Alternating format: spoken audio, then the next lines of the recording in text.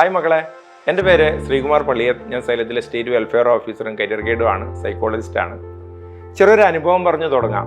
കഴിഞ്ഞ ദിവസം ഒരു അമ്മയും മകനും മൊബൈൽ അഡിക്ഷൻ, ഞാൻ ഈ മൊബൈൽ അഡിക്ഷനൊക്കെ കൗൺസിലിംഗ് ചെയ്യുന്ന ഒരാളാണ്. മൊബൈൽ അഡിക്ഷൻ്റെ കൗൺസിലിംഗായിട്ട് ഒരു കുട്ടി വന്നു. രസകരമായൊരു കാര്യമായിരുന്നു. അപ്പോൾ എന്നോട്, അവൻ്റെ കയ്യിലൊരു മൊബൈലുണ്ട്, എന്നോട് സംസാരിക്കുമ്പോഴും അവൻ മൊബൈൽ നോക്കിയിരിക്കുകയാണ്. അപ്പം ഞാൻ അവനോട് ചോദിച്ചു, മോൻ എന്താ ചെയ്യുന്നത്? അപ്പോൾ ഗെയിം കളിക്കുക. എന്ത് ഗെയിമാണ്? അത് സാറിന് പറഞ്ഞാൽ മനസ്സിലാവില്ല. അപ്പം ഞാൻ അവനോട് ഒറ്റൊരു ഡയലോഗ് മാത്രമേ പറഞ്ഞുള്ളൂ, എടാ വല്ലവൻ ഉണ്ടാക്കിയ ഗെയിം കളിക്കേണ്ടവനല്ല നീ ഉണ്ടാക്കിയ ഗെയിമുകൾ ഈ ലോകം കളിക്കണം. അപ്പം എല്ലാം മുഖമുയർത്തി. അതെങ്ങനെയാ? അപ്പം ഞാൻ പറഞ്ഞുതരാം.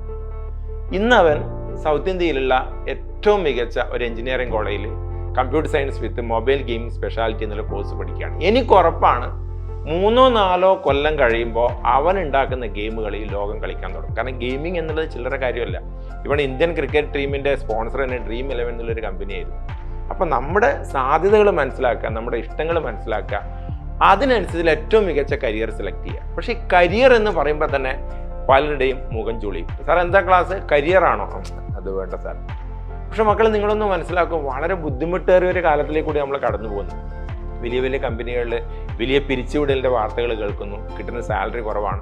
അപ്പോൾ കൃത്യമായി എന്ത് പഠിക്കണമെന്നും നിങ്ങൾക്ക് താല്പര്യമുള്ള ഏത് വിഷയം പഠിക്കണമെന്നും ഒരു നല്ല ധാരണ തരാൻ വേണ്ടി സൈലം നിങ്ങളെ സഹായിക്കാൻ വേണ്ടി പോവാണ്. സൈലം കരിയർ ഗാലക്സി എന്നാണ് ഈ പ്രോഗ്രാമിൻ്റെ പേര്. ഇതിൽ എന്തൊക്കെയാണ് വരുന്നത് അറിയോ? എങ്ങനെയാണ് നന്നായിട്ട് പഠിക്കുക, നിങ്ങളുടെ ഓർമ്മശക്തി കൂട്ടാനുള്ള കാര്യങ്ങൾ, നന്നായി പഠിക്കാനുള്ള കാര്യങ്ങൾ, അതുമായിട്ടുള്ള സ്റ്റഡി മോട്ടിവേഷൻ കിട്ടും, ഏത് കോഴ്സുകളാണ് ഏറ്റവും നല്ലത്, വിവിധ എൻട്രൻസ് പരീക്ഷകൾ എന്തൊക്കെയാണ്, ഇതിൻ്റെ ഫുള്ള് ഡീറ്റെയിൽസ് കിട്ടും. അപ്പോൾ സൈലം കരിയർ ഗാലക്സി ആയിട്ട് നമ്മൾ നിങ്ങളുടെ മുന്നിലേക്ക് എത്തുകയാണ്. ഇതിൽ ഏറ്റവും പ്രധാനമായിട്ട് നിങ്ങൾ ശ്രദ്ധിക്കേണ്ട ഒരു കാര്യം എന്ന് പറയുന്നത്, ഇതിൻ്റെ വീഡിയോ സീരീസാണ്. തുടർച്ചയായിട്ട് എല്ലാ വീഡിയോസും കാണാം. നമ്മൾ ആദ്യമായിട്ട് ഇതിൽ നീറ്റ് പരീക്ഷകളെ പറ്റി പറയും, JEE പരീക്ഷകളെ പറ്റി പറയും. ഒരു കാര്യം നിങ്ങൾക്കറിയാം, നമ്മുടെ +2 സയൻസ് പഠിക്കുന്ന ഒരു കുട്ടിക്ക്, +2 സയൻസ് പഠിക്കുന്ന കുട്ടിക്ക് എത്ര എൻട്രൻസ് പരീക്ഷ എഴുതാൻ പറ്റും? നിങ്ങളുടെ ഒരു ഗസ് എന്ന് പറഞ്ഞേ. +2 സയൻസ്, അതായത് ഫിസിക്സ്, കെമിസ്ട്രി, മാത്സ്, ബയോളജി അഥവാ കമ്പ്യൂട്ടർ സയൻസ് പഠിക്കുന്ന ഒരു കുട്ടിക്ക് എത്ര എൻട്രൻസ് എഴുതാൻ വേണ്ടി പറ്റും? ശരിക്കും 20ഓളം എൻട്രൻസ് പരീക്ഷകൾ എഴുതാം. അപ്പം നമ്മുടെ ഇൻ്റഗ്രേറ്റഡ് സ്കൂളുകൾ, സൈലത്തിൻ്റെ ഇൻ്റഗ്രേറ്റഡ് സ്കൂളുകളുണ്ട്, അവിടെയൊക്കെ നമ്മൾ കൃത്യമായിട്ട് ഇതിൻ്റെ ഒരു ഇൻഫർമേഷൻസ് കൊടുക്കാറുണ്ട്. പക്ഷേ പലപ്പോഴും കുട്ടികളൊക്കെ ലാസ്റ്റ് കോച്ചിങ്ങിനൊക്കെ വരും. നമ്മുടെ ക്രാഷ് കോഴ്സ് എന്ന് പറഞ്ഞൊരു പ്രോഗ്രാമൊക്കെ ഉണ്ട്. അപ്പം അതിൽ നമ്മൾ ചുമ്മാ ക്ലാസ്സുകളൊക്കെ പോയി പറയുമ്പോഴാണ് പിള്ളേ, ഓ സാറേ ഇത്രയും എൻട്രൻസ് ഉണ്ടോ? പക്ഷേ അപ്പോഴേക്കും അതായത് ഡേറ്റ് ഒക്കെ കഴിഞ്ഞിട്ടുണ്ടാവും. പക്ഷെ നമ്മുടെ ഇൻ്റഗ്രേറ്റഡ് സ്കൂളുകൾ കൃത്യമായിട്ട് നമ്മുടെ ഒരു സെൻട്രലൈസ്ഡ് എൻട്രൻസ് ഇൻഫോ സിസ്റ്റം ഉണ്ട്. അതിൽ കൂടെ കൃത്യമായിട്ട് വിവരങ്ങൾ പാരൻസിൻ്റെ രക്ഷിതാക്കളെ അറിയിക്കുന്നുണ്ട്. We are very happy to announce that last ഇയറിൽ ഓൾമോസ്റ്റ് ഈ 18-20 എൻട്രൻസ് പരീക്ഷകൾ, 18-19 എൻട്രൻസ് പരീക്ഷകൾ മിക്കവാറും എല്ലാ കുട്ടികളും അപ്ലൈ ചെയ്തിട്ടുണ്ട്. അപ്പം നമുക്ക് ഈ വിവരങ്ങളൊക്കെ കിട്ടണ്ടേ? അതിന് വേണ്ടിയിട്ടാണ് സൈലം കരിയർ ഗാലക്സി എന്നുള്ള പ്രോഗ്രാം വരുന്നത്. ഇതിൽ ആദ്യമായിട്ട് നിങ്ങൾ മനസ്സിലാക്കേണ്ടത് നിങ്ങളുടെ ഇൻട്രസ്റ്റ് എന്താണെന്നുള്ള കാര്യം കൃത്യമായിട്ട് മനസ്സിലാക്കണം. What is your interest? അപ്പം നമ്മൾ ചുറ്റും നോക്കിക്കഴിഞ്ഞാൽ ഇപ്പോൾ എഞ്ചിനീയറിംഗ് എന്നുള്ള, ഇപ്പം ഞാൻ സാധാരണ കാണുന്ന ഒരു കാര്യം പറയാം, എഞ്ചിനീയർ സാറേ എനിക്ക് കമ്പ്യൂട്ടർ എഞ്ചിനീയർ ആവാൻ താല്പര്യമില്ല. നിങ്ങളോട് ആരാ പറഞ്ഞത് എഞ്ചിനീയറിംഗ് കമ്പ്യൂട്ടർ എഞ്ചിനീയർ മാത്രമാണെന്ന്? മോർ ദാൻ 150 എഞ്ചിനീയറിംഗ് ബ്രാഞ്ചസ് ഉണ്ട് ഇന്ത്യയിൽ. നിങ്ങൾ ചുമ്മാ ChatGPT അല്ലെങ്കിൽ ജെമിനി അല്ലെങ്കിൽ മെറ്റാ എടുത്തിട്ട് which are the major engineering branches in India എന്ന് നോക്കി ഇഷ്ടം പോലെ ഉണ്ടാവും. അപ്പം മക്കൾ ആദ്യം നമ്മുടെ ഇൻട്രസ്റ്റ് കണ്ടെത്തുക എന്നുള്ളതാണ്. ചില സമയത്ത് അവൻ ഈ മൊബൈൽ ഫോൺ ഗെയിമിങ്ങിൽ കണ്ടിന്യൂസ് ആയിട്ട് കളിക്കുമ്പോൾ അതിൻ്റെ അർത്ഥം ഈസ് ഇൻട്രസ്റ്റഡ് ഇൻ ദാറ്റ്, അല്ലേ?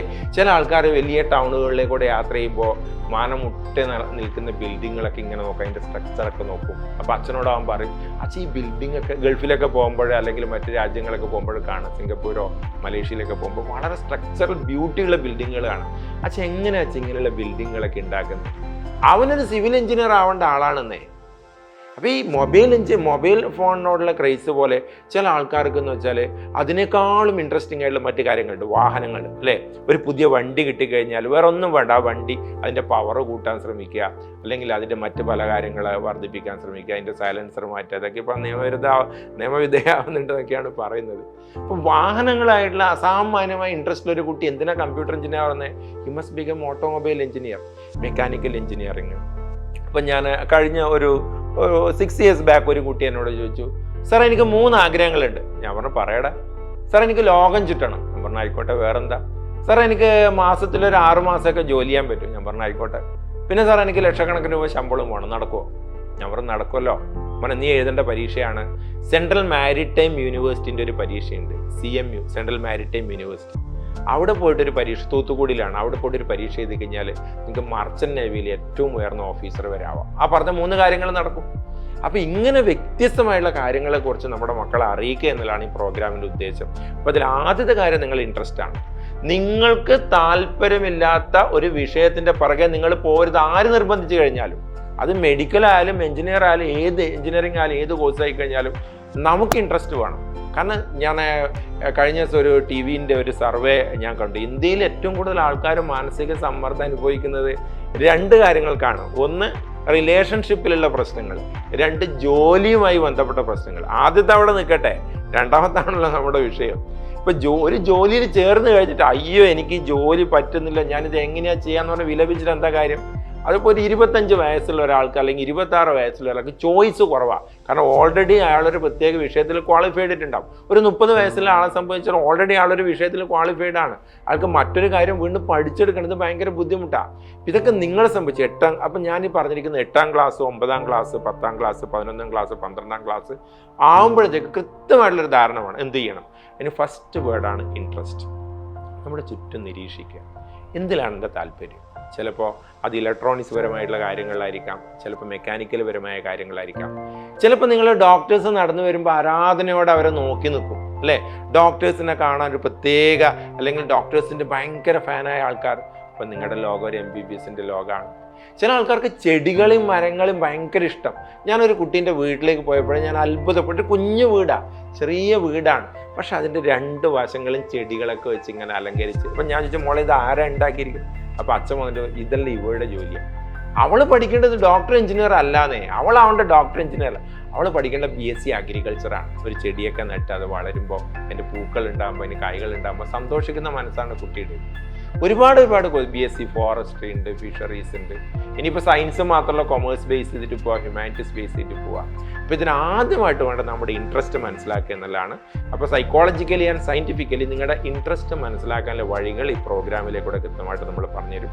രണ്ടാമത്തെ പ്രധാന കാര്യമാണ് നമ്മുടെ ആപ്റ്റിറ്റ്യൂഡ്. നമ്മൾ ആപ്റ്റിറ്റ്യൂഡ് ശരിക്കും മനസ്സിലാക്കണം. ഇപ്പോൾ വിവിധ തരത്തിലുള്ള ആപ്റ്റിറ്റ്യൂഡ് ടെസ്റ്റുകളുണ്ട്, അതൊക്കെ നമുക്ക് പ്രസൻറ്റ് ചെയ്യാൻ വേണ്ടി പറ്റും. അതിലേക്കൂടെ നിങ്ങൾക്ക് കൃത്യമായിട്ട് മനസ്സിലാക്കാൻ വേണ്ടി പറ്റും നിങ്ങളുടെ ആപ്റ്റിറ്റ്യൂഡ് എന്താണ്. പിന്നെ മക്കളെ നിങ്ങളുടെ വാല്യൂസ് മനസ്സിലാക്കാം. ഈ ഒരു കോഴ്സ് ഞാനൊരു ചുമ്മാ ഒരു കാര്യം നിങ്ങളോട് പറയട്ടെ. എപ്പോഴും കരിയർ സെലക്ട് ചെയ്യേണ്ടത് സ്വന്തം വീടിൻ്റെ മുന്നിൽ നിന്നിട്ടാണ്. ഞാൻ എൻ്റെ പല പ്രോഗ്രാം അറ്റൻഡ് ചെയ്ത കുട്ടികൾ ഇതിലുണ്ടാവും. നമ്മുടെ വീടിൻ്റെ മുന്നിൽ നിന്നിട്ട് നമ്മൾ പുറകോട്ട് തിരിഞ്ഞു നോക്കണം. അപ്പോൾ നമ്മുടെ വീടിൻ്റെ അവസ്ഥ മനസ്സിലാക്കാം, അതിൻ്റെ അകത്തിരിക്കുന്ന പാരൻസിൻ്റെ അവസ്ഥ മനസ്സിലാക്കാം. ചില സമയത്ത് വളരെ വലിയ വിശാലമായ വീട്, എത്ര കാലം വേണമെങ്കിൽ നിങ്ങളെ പഠിപ്പിക്കാൻ സാമ്പത്തിക സ്ഥിതിയുള്ള പാരൻസ്. ഇങ്ങനെയാണ് നിങ്ങൾക്ക് ലോങ് ടേം കോഴ്സുകൾ സെലക്ട് ചെയ്യാമെന്ന്. എന്താ ലോങ് ടേം കോഴ്സുകൾ? +2 കഴിഞ്ഞാൽ വീണ്ടും ഒരു വരുമാനം കിട്ടാൻ 10 വർഷം വരെ പഠിക്കേണ്ടുന്ന കോഴ്സുകളുണ്ട്. അവയാണ് ലോങ് ടേം കോഴ്സുകൾ. കാരണം ആ 10 വർഷം നിങ്ങളെ സംബന്ധിച്ച് പഠിക്കുന്നതുകൊണ്ട് കുഴപ്പമില്ലാന്നേ. എന്തുകൊണ്ടാ നിങ്ങൾ പഠിച്ചിട്ട് ഒരു ഇൻകം കിട്ടിയിട്ട് അതെവിടെ കൊടുക്കേണ്ട ആവശ്യമില്ല, നിങ്ങളുടെ പാരൻസിന് കൊടുക്കേണ്ട ആവശ്യം. നിങ്ങൾക്ക് പഠിച്ച് പോകും. ചെറിയ ഉദാഹരണം പറയുകയാണെങ്കിൽ, ഇപ്പോൾ ഐസറിലേക്ക് ജോയിൻ ചെയ്യുക. ഐസർ നിങ്ങളെല്ലാവരും കേട്ടിട്ടുണ്ടാവും, Indian institute of science education and research. മക്കൾ ഐസറിലേക്ക് ജോയിൻ ചെയ്യുക. I strongly believe it's A long term course. കാരണം +2 ശേഷം ഐസറിൽ ജോയിൻ ചെയ്യുമ്പോൾ 5 വർഷമാവും. ഈ 5 വർഷം ആയിക്കഴിഞ്ഞാൽ നിങ്ങൾക്കൊരു മാസ്റ്റർ ഡിഗ്രി കിട്ടും.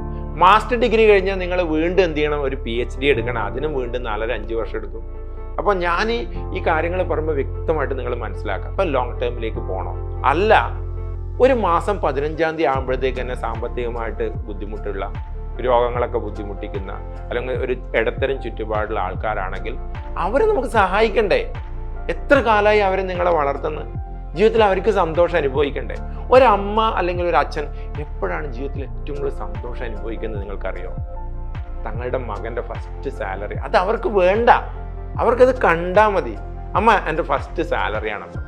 നിങ്ങൾ ആ മൂമെൻ്റ് ഒന്ന് ചിന്തിച്ച് നോക്കിയേ. ഒരു 22-ാമത്തെ വയസ്സിൽ 2.5 ലക്ഷം രൂപ 3 ലക്ഷം രൂപ സാലറി കിട്ടിയിട്ട്, അതൊക്കെ അന്നേരം നോട്ടുകൾ ഉണ്ടാവണം എനിക്കറിയില്ല, നോട്ടുകളാക്കി മാറ്റിയിട്ട് അച്ഛൻ്റെ അമ്മേനും മുന്നിൽ കൊടുക്കുന്ന ഒരു പാരന്റിനെ സംബന്ധിച്ചിടത്തോളം കിട്ടുന്ന ഏറ്റവും വലിയ റിവാർഡ് അതാണ്. പക്ഷെ അത് ആവശ്യമുണ്ടോ എന്ന് ചിന്തിക്കണം. അപ്പോൾ നിങ്ങൾക്കത് കുറച്ചൊരു ഇടത്തരം ഫാമിലിയൊക്കെ ആണെങ്കിൽ മക്കളെ ഷോർട്ട് ടേം കോഴ്സുകൾ എടുക്കുന്നതാണ് നല്ലത്.